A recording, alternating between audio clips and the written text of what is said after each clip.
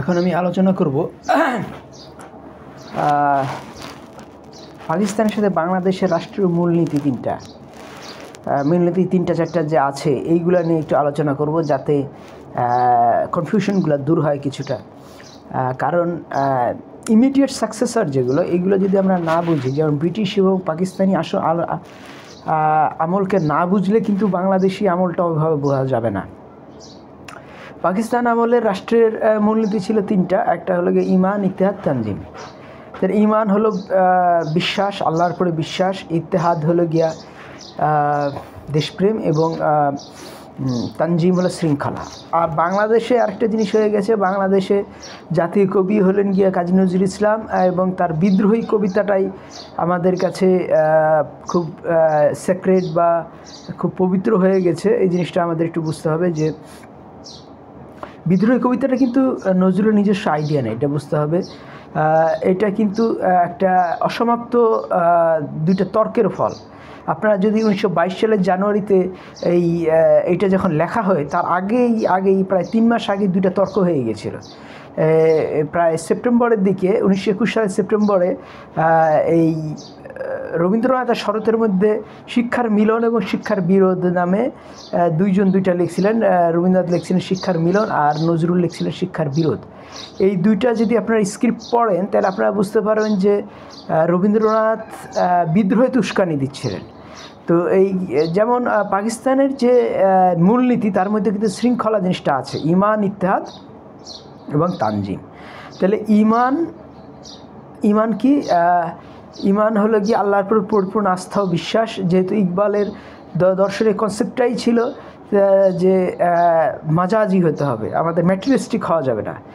এই ওয়েস্টার্ন সভ্যতার যে খাই এখান থেকে মুক্তি পাইতে হইলে কলোনিয়ালিজম এবং নিহিলিজম, ওয়েস্টার্ন সভ্যতার তিনটে মেইন দোষ। একটা হলো কলোনিয়ালিজম, আরেকটা হলো কলোনিয়ালিজম সাম্রাজ্যবাদ যেটাকে আমরা বলি, নিহিলিজম বা নাস্তিবাদ, আর আরেকটা হলো গিয়া কলোনিয়ালিজম। ওয়েস্টার্নরা প্রচণ্ড কলোনিয়ালিস্ট। তার সঙ্গে আরেকটা হলো গিয়া যে আপনার ফ্যাসিজম। এই ফ্যাসিজমও কিন্তু ওয়েস্টার্ন সভ্যতার একটা বৈশিষ্ট্য, যেটা গণতন্ত্রের দিকে নিয়ে আসছে মুসলমানরা। তো বাংলাদেশে কিন্তু ওয়েস্টার্ন সভ্যতার সমস্ত দোষগুলো চলে আসছে। ভারত পাকিস্তান কিন্তু না নিহিলিস্টিক হয়েছে, না কলোনিয়ালিস্টিক হয়েছে, না সাম্রাজ্যবাদী হয়েছে তারা। ঠিক আছে, ভারত পাকিস্তান সাম্রাজ্যবাদী না, এই জিনিসটা আমাদের বুঝতে হবে। তারা কলোনি করারও চেষ্টা করতেছে না। ভারত পাকিস্তান কোনো বিশ্বযুদ্ধের মতো বিভিন্ন বড় বড় জায়গায় কিন্তু ভারত পাকিস্তান জড়ায়নি। আর আমরা দেখব যে আর বিশ্বযুদ্ধ যে হয়নি, এর পিছনে কিন্তু আর এই ভারত পাকিস্তানের ভূমিকা আছে। এবং ভারত পাকিস্তানের ফিলোসফি কিন্তু দুটাই কিন্তু ইকবালকে ফলো করে, এই জিনিসটা বুঝতে হবে। কিভাবে? আপনারা যদি ভারতের সবচেয়ে বড় বড় মুভি যারা ডিরেক্টর, এরা দেখবেন যে মুসলমান, সেটা কামাল আমরোহী বলেন, আর এই আসিফ বলেন, যে মুঘল আজমের বা আনের যে এইগুলা, যে মেহবুব খান বলেন, মেহবুব খান, কামাল আমরোহী, খাজা আহমেদ আব্বাস, এগুলো সবগুলো মুসলমান, এবং এরা সবাই মোটামুটি ইকবালের ভক্ত। এই জিনিসগুলো আপনাদের বুঝতে হবে যে আন মুভি বলি, আর যেগুলো ভারতের গণতন্ত্রের পিলার, বা মুঘল আজম বলি, বা আন সব ছবির অর্থই প্রেস্টিজ। তো এই প্রেস্টিজ প্রতিটা মানুষের মধ্যে যদি আমরা প্রেস্টিজ ইনস্টিল করতে পারি, ঢুকাই দিতে পারি, তাহলে গণতন্ত্রটা হবে। তো ওই গণতন্ত্রের যে ভারত বা পাকিস্তানের যে গণতন্ত্রের মূল উপাদান, সেগুলো কিন্তু ওই তিনটাই কিন্তু, এটা শুধু পাকিস্তানের মূল উপাদান না, ইমান, ইত্তেহাদ, তানজিম, এটা কিন্তু ভারতেরও মূল উপাদান, এটা আপনাদের বুঝতে হবে। আর বাংলাদেশে আমরা যখন করা হলো, 72 সংবিধান করা হলো, সেখানে 4টা মূল পিলার বলা হলো। একটা হলো গিয়া গণতন্ত্র, একটা সমাজতন্ত্র, একটা হলো গিয়া আপনার গণতন্ত্র, সমাজতন্ত্র, আর হলো গিয়া মানে জাতীয়তাবাদ, গণতন্ত্র, সমাজতন্ত্র, জাতীয়তাবাদ, আরেকটা হলো গিয়া গণতন্ত্র, সমাজতন্ত্র, জাতীয়তাবাদ, এবং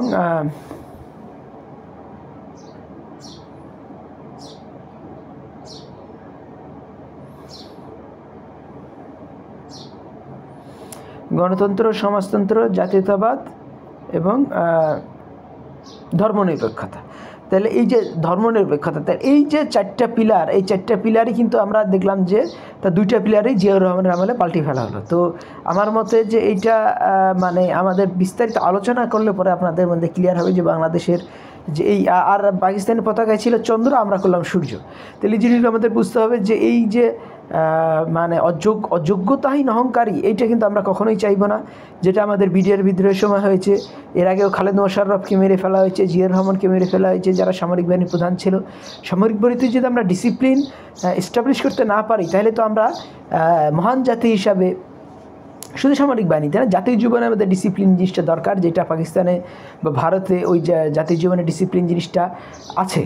তাহলে আমরা দেখব যে ওই যে পাকিস্তানের যে 3টা মূলনীতি, যে ইমান, ইত্তেহাদ, তানজিম, হ্যাঁ, তাহলে ইমান, ইত্তেফাক, তানজিম। তো ইমান, ইত্তেফাক মানে হলো গিয়া ইউনিটি, আর ইত্তেহাদ মানে হলো গিয়া দেশপ্রেম।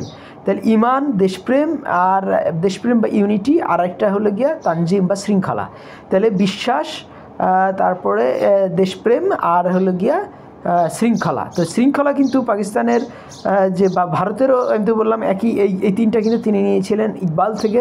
কাজেই কায়েদে আজম বা শেখ মুজিব নাম কি বলে জিন্না, এটা নিয়েছিলেন কি থেকে, এই ইকবাল থেকে। তা কাজেই ওই 3টার সাথে আমাদের যে 4টা, যে এই ধর্মনিরপেক্ষতা, তারপরে আরেকটা হলো গিয়া জাতীয়তাবাদ, এবং আর 2টা হলো গিয়া নাম কি বলে দেশ সমাজতন্ত্র এবং গণতন্ত্র। তো সমাজতন্ত্র গণতন্ত্রকে আসলে বাঙালি কখনোই সলভ করেনি। যেমন বঙ্কিমের মধ্যেই তিনি কখনো অভিজাততান্ত্রিক, কখনো তিনি সমাজতান্ত্রিক, কখনো তিনি গণতান্ত্রিক। আবার ইসের মধ্যে, রবীন্দ্রনাথের মধ্যে এই ধরনের দ্বিধাদ্বন্দ্ব আমরা দেখতে পাই। তিনি একদিকে সমাজতন্ত্রের প্রশংসা করছেন রাশিয়ার চিঠিতে, আরেকদিকে তিনি ইসের প্রশংসা করছেন, নাম কি বলে গণতন্ত্রের প্রশংসা করছেন, আরেকদিকে তিনি অভিজাতের প্রশংসা করছেন, আরেকদিকে তিনি জাতীয়তাবাদের নিন্দা করতেছেন। কাজেই বাঙালি যে দর্শনগুলো, সেগুলো কিন্তু ক্যানোনিক্যাল ফর্মে নাই। সেটা এই রবীন্দ্রনাথ বলি বা এই বঙ্কিমচন্দ্র বলি, এবং ক্যানোনিক্যাল ফর্মে নাই এজন্যই কারণ তারা নিজেরা ছিলেন ব্রাহ্মণ্যবাদী ছিলেন, এবং এই ব্রাহ্মণ্যবাদী বা অভিজাততন্ত্রের সঙ্গে বর্তমান বিশ্বের দর্শনকে মেলানো অসম্ভব। তো এই অসম্ভব কাজটা তারা করেন নাই, এবং তারা কি করেছেন, কুয়াশা তৈরি করেছেন। কিন্তু পরবর্তীতে যে মুসলমানরা উঠে আসছে, সেই মুসলমানদের মধ্যে আমরা দেখব যে আবুল হোসেন এবং এই যে নাম কি বলে আবুল হোসেন এবং এই যে নাম কি বলে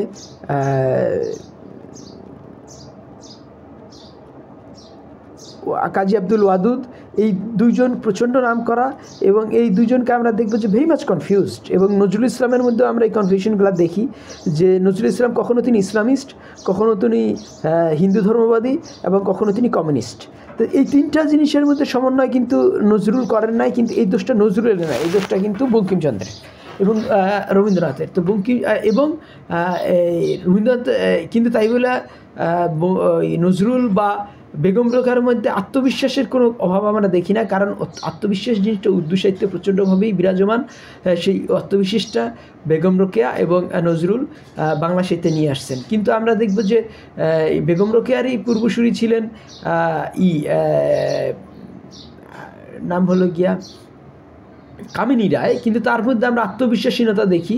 সেই জিনিসটা হলো গিয়া, সে আত্মবিশ্বাসহীনতা হলো গিয়া এই যে করিতে পারি না কাজ সদাভয় সদালাজ, যেটা কামিনী রায়ের লেখা, সে এই নারীবাদী, কিন্তু তিনি এই উর্দু সাহিত্য সেভাবে বুঝতেন না বলে তার মধ্যে এই করিতে পারি না কাজ সদাভয় সদালাজ এই জিনিসটা আমরা দেখতে পাই। কাজেই বাঙালি মুসলমান, বিশেষ করে বেগম রোকেয়া এবং এই নজরুল, এদের যে স্পিরিট, এই স্পিরিটটা খুব ভালো জিনিস। তাদের মধ্যে করিতে পারি না কাজ সদাভয় সদালাজ জিনিসটা নাই, যেটা আমাদের পশ্চিমবাংলাকে ধ্বংস করে ফেলতেছে। তারা মানে ভারতবর্ষের না 200 কোটি টাকার মুভি বানাতে পারতেছে, না সায়েন্সে নোবেল প্রাইজ পাচ্ছে, না পড়াশোনায় কোনো ভূমিকা রাখতে পারতেছে। কিন্তু বাংলাদেশের মধ্যে যেহেতু বাঙালি মুসলমানের মধ্যে মুসলমান হেরিডিটি, মির্জা গালিবকে আমরা আমাদের কবি বলতে পারি, রবীন্দ্রনাথকে আমরা কবি বলতে পারি।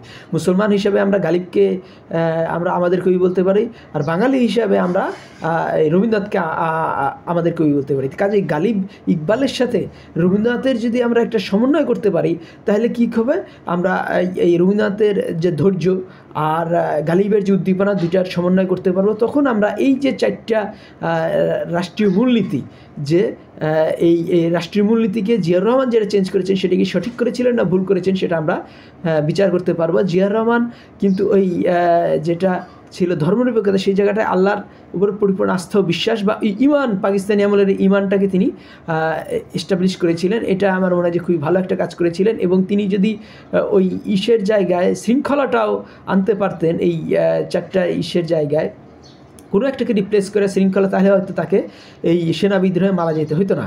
তো কাজেই এই জিনিসগুলো আমরা চেষ্টা করব যে পাকিস্তানি যে ছিল যে ইমান, ইত্তেহাদ, তানজিম, সেই জায়গাটায় যে আমরা ধর্মনিরপেক্ষতা, জাতীয়তাবাদ, সমাজতন্ত্র এবং গণতন্ত্র এইটাকে এস্টাবলিশ করলাম, সেটা কি ঠিক করলাম কি ভুল করলাম, সেটার দার্শনিক ব্যাখ্যাটা আমরা এখানে আলোচনা করব পরবর্তী ভিডিওতে। আমার কথাগুলি ভালো লাগলে আমার চ্যানেলটি সাবস্ক্রাইব করুন এবং লাইক বাটন ক্লিক করুন। আর তাহলে কি, যদি এটা আমরা করতে পারতাম, শৃঙ্খলাকে, পাকিস্তান আমলের শৃঙ্খলা যেটা ভারতেরও একটা মূল উপজীব্য, হ্যাঁ, যে আমরা পরবর্তীতে আমরা যে ভারতের এই গানটা যেটা পাকিস্তানি যে সঙ্গীতেরই অনুরূপ, পাকিস্তানি বা উত্তর ভারতের যে কনসেপ্ট, হিন্দুস্তানি কনসেপ্ট, যে ছোড়ো কাল কি বাত পুরানি নাই দর মেল লেকে হাম লেকার নাই কাহানি লিখেঙ্গে মিলকার নাই কাহানি হামকো কিতনে তাজমহল, আর আমরা কত তাজমহল আরও বানাবো, কত আমরা অজন্তা আরও সাজাবো। কাজে বাংলাদেশেরও আমরা কত আমরা এই নাম কি বলে যত উয়ারি বটেশ্বর আমরা কত আরও বানাবো, কত আমরা পাহাড়পুর আরও সাজাবো। সেই জিনিসগুলো যখন আমরা বুঝতে পারবো, নতুন কর্মোদ্যমে আমরা এই 4টা মূলনীতিকে আমরা বোঝার চেষ্টা করবো। পাকিস্তান আমলের সাথে বাংলাদেশ আমলে ভালো করলাম কে ঠিক করলাম, সেখানে আমরা এই গালিব ইকবালের সাথে রবীন্দ্রনাথ এবং বঙ্কিমের তুলনা করব। এবং ওই যে 4টা মূলনীতি, যে ধর্মনিরপেক্ষতা ভালো না ইমানটা ভালো, তারপরে শৃঙ্খলা ভালো না জাতীয়তাবাদ ভালো, এই জিনিসগুলো যদি আমরা বুঝতে পারি, তাহলে কি জাতীয়তাবাদ বলতে যদি আমরা আবার হিটলারি রিজিমে চলে যাই, ফ্যাসিবাদে চলে যাই, সেই জিনিসটা কিন্তু আমাদের খেয়াল রাখতে হবে। জাতীয়তাবাদের সাথেই কিন্তু এই যেটা মডার্ন জাতীয়তাবাদ, ভূমিভিত্তিক জাতীয়তাবাদ, ভাষাভিত্তিক জাতীয়তাবাদ, তার সাথে কিন্তু ফ্যাসিজমের, কলোনিয়ালিজমের প্রচণ্ড আছে। যারা নিটশে পড়েছেন, যারা মার্কস নিটশে তুলনা করেছেন, মার্কস পড়েছেন, নিটশে পড়েছেন, তারা কিন্তু ভালোভাবেই জানেন যে এই হিটলারের ভূমিভিত্তিক জাতীয়তাবাদ, মুসোলিনির ভূমিভিত্তিক জাতীয়তাবাদ বা ফ্রান্স ইংল্যান্ডের ভূমিভিত্তিক কলোনিয়ালিজম, এইগুলো থেকে আমরা মুক্তি পেতে চাই। কাজেই আমাদের ওই গালিব ইকবালের সাথে রবীন্দ্রনাথ এবং এই বঙ্কিমের তুলনা করা ম্যান্ডেটরি হয়ে উঠছে। তখন আমরা কি আমাদের এখানে কি আমরা ফ্যাসিজমটা আর বাংলাদেশের যেটা আসবে না, ভূমিভিত্তিক জাতীয়তাদের সাথে ফ্যাসিজমের যে কানেকশন, সেটা আমরা বুঝতে পারবো। এবং রাষ্ট্রীয় মূলনীতি কি ঠিক আছে না ভুল আছে, সেগুলো একটু তুলনা করব। আমার কথাগুলি ভালো লাগলে আমার চ্যানেল সাবস্ক্রাইব করুন এবং লাইক বাটন ক্লিক করুন। ধন্যবাদ।